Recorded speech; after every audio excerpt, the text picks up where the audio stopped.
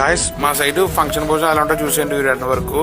అందరికీ నమస్కారం. రోజు మధ్యాహ్నం భోజనం ఇంట్లో అయితే చేయట్లేదండి, ఒక ఫంక్షన్ కి అయితే వెళ్తున్నాను. మా డాడీ వాళ్ళు వెళ్ళాలి, ఇంక నన్ను అయితే పంపించారనమాట. ఇంక వెళ్ళగానే కూర్చున్నాను. ఆల్రెడీ మా ఫ్రెండ్స్ నా కోసం కూర్చి ఉంచారనమాట. గారి పూరి కూడా వేసారు, నేనైతే తిన్నాను చెప్పి వేసుకోలేదు. ఇది వచ్చేసి చికెన్ కర్రీ, చిట్టు ముత్యాలు బిర్యానీ అనమాట అండి. చికెన్ కూడా ఏంటంటే లేయర్ చికెన్, బాయిలర్ కాదనమాట. ఇంక మన ఫేవరెట్ మటన్ అయితే వచ్చింది అనమాట. మన మూలికి కూడా పడిపోయిందండి.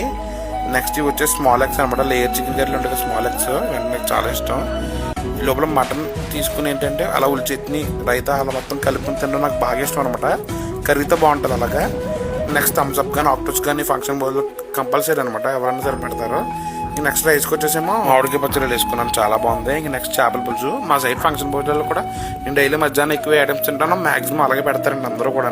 ఇంత ఫుడ్ తిన్న తర్వాత లాస్ట్ లో రసం వేసుకుంటేనే అదొక తృప్తిగా అయితే ఉంటుంది అనమాట. కడుపు కూడా ఏంటంటే నిండుగా ఉంటుంది. ఖచ్చితంగా ఇలాంటి మధ్యాహ్నం నిద్ర వచ్చేస్తుంది అనమాట ఈ భోజనాలు చేస్తే.